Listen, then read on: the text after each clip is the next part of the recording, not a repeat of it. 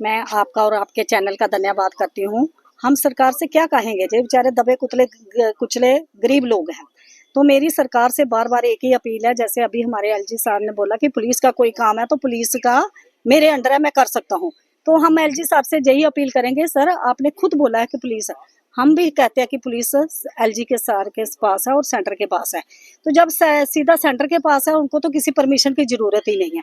तो हमारा जो सुप्रीम कोर्ट का ऑर्डर है, हाई कोर्ट का ऑर्डर है, कैट का ऑर्डर है, वो क्यों नहीं आज तक इम्प्लीमेंट हो रहा। और जो लोग हमारे डिसंगेज किए गए बिन नोटिस के, हम नहीं बोलते सभी के, जो आपने ऐसे किए गए, जो खासकर आपने काम करते करते ड्यूटी भी कर रहे हैं, उनको बिना नोटिस बिना उनका आपने कैसे किया गया और कोर्ट ने दोबारा उनको ऑर्डर दिया गया। आप जब बोलते कोर्ट में एक हाजिरी नहीं हुई, आपने उनका इम्प्लीमेंट कर लिया। जब कोर्ट ने 1 साल से ऑर्डर कर दिया है तो आपने उसका इम्प्लीमेंट क्यों नहीं किया।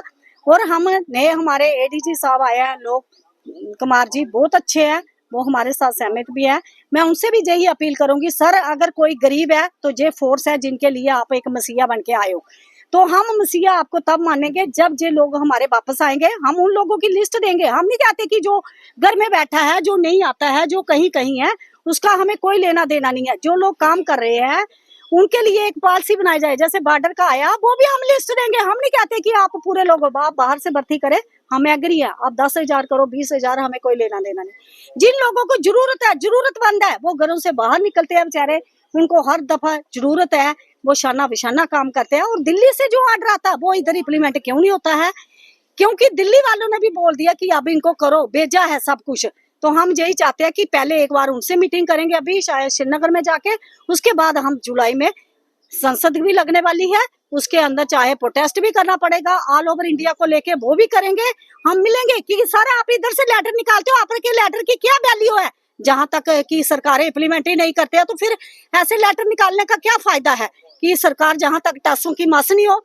अब तो आपने चुनी हुई सरकारें भी है, एलजी साहब खुद उनके पास है जितना भी होम है, तो वो क्यों नहीं कर सकते हैं। यही हम कहते हैं कि अगर आपने जिंदगी खराब की है 20-20, 25-25 साल, जिन लोगों को नीडेड लोग हैं उनका काम करिए, जिनको नहीं है हम उनके लिए बिल्कुल नहीं आपके साथ एग्री है। इन्होंने कोई बुरा काम नहीं किया। युद्ध जैसे हालात बने हमारे लोग तब भी शाना बिशाना आपके साथ निकले, कोरोना जैसे हालात बने तब भी हम लोग बॉर्डर पे जाने वाले लोग हैं कि फटाफट हमारा मसला हल होना चाहिए।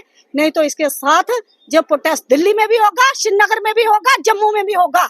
जो सरकार अब कान खोल के सुन ले, जिन सरकारों ने वायदे किए थे, मैनिफेस्टो में रखा था, वो सरकारें आज मुंह पे पट्टी बांध के क्यों है, क्या उनके मुंह में टेप लग गई है, क्यों नहीं वो आगे बोलते हैं हमारे लिए। लिख तो सकते हैं ना, आप नहीं कर सकते हो, लिख तो सकते हैं, बोल तो सकते हैं, मीटिंग तो कर सकते हैं। आपने तो 2 लफ्ज नहीं होमगार्ड के लिए बोले हैं। और बाकी स्टेटों में देखो, कश्मीर से लेके कन्याकुमारी तक हर स्टेट का अलग अलग है। जब देश एक है, कानून एक है, तो जो हमारा कॉन्स्टिट्यूशन क्या कहता कि आप इनको भी बांट के रखो। इतने आपके संसद नहीं हो गए जितनी हमारी स्ट्रेंथ है। 5 लाख से ऊपर हमारे 6-6.5 लाख स्ट्रेंथ है हमारी पूरे ऑल ओवर इंडिया में। तो जिस दिन वो इकट्ठे हो गए तो सरकार को जवाब इसका देना पड़ेगा। ये बहुत जल्दी होने वाला है। तो मैं यही मैसेज दूंगी कि अब जाग जाओ, हमारा मसला करो, नहीं तो हम मजबूर हो जाएंगे सड़कों पे आने के लिए। जय हिंद, जय भारत।